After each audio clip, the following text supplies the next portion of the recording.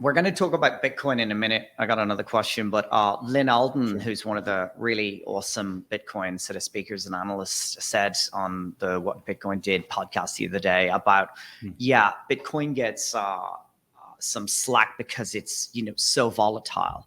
And obviously currencies are, especially the major ones like, the dollar, the yen, the euro, are a whole lot less volatile. But the system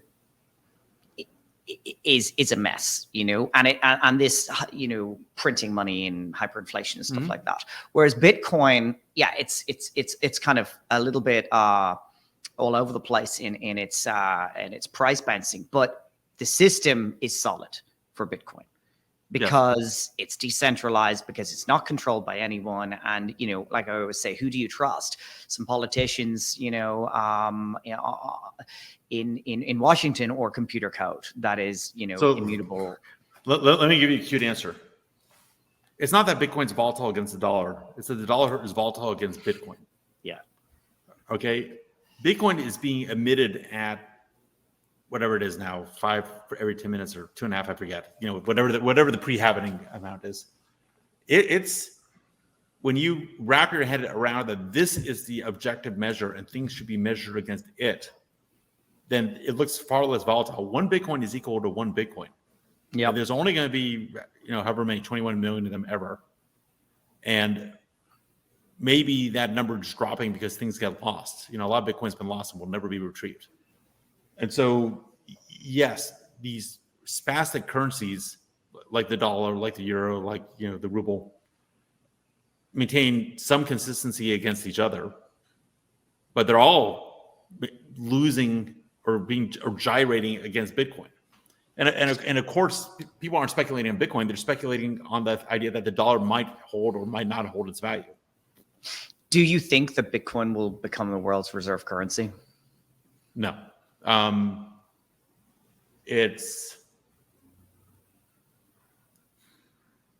has a role, but I think it's a real stretch to say it's going to be the world's reserve currency. Okay, that's a very nice idea. Yeah, that's a libertarian. I don't want to say fantasy because that's a little harsh, but that's a libertarian fantasy. Well, it's the Bitcoin maxi view, but I think there's significant hurdles to get over. And I'm a big believer, but we start need to using it as an everyday currency first, and we're just no. Because I don't see. Look, the Bitcoin lives. We started to talk about this. Bitcoin lives on the energy network. It lives on the internet. It lives on technology. We can fool ourselves all day long, but ultimately, government provides those things.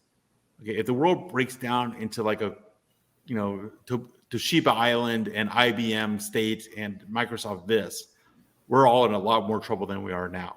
If we kind of go into this corporate mercenary-based, cyberpunk world.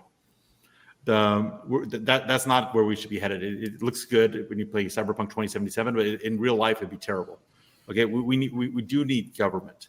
Okay, you can argue as the form of that government and whether it should be centralized or decentralized, but you need something. And that government will only function if it has revenue. It can make revenue by printing money. It can make money through taxation, either direct or indirect. It can make money through corporate state-owned enterprises, which you have some places like, Saudi Arabia has Aramco. Taxes are the price you pay for civilization, I think Churchill said. So these governments, in order to do what they do, they're going to have a monopoly or near monopoly on the legal use of violence. And probably should. Okay, I don't want private policemen. I want someone who has some kind of public duty, public responsibility. Sure. And so because they have a monopoly or near monopoly on violence, they have the physical ability to opt out of making the Bitcoin the official global currency.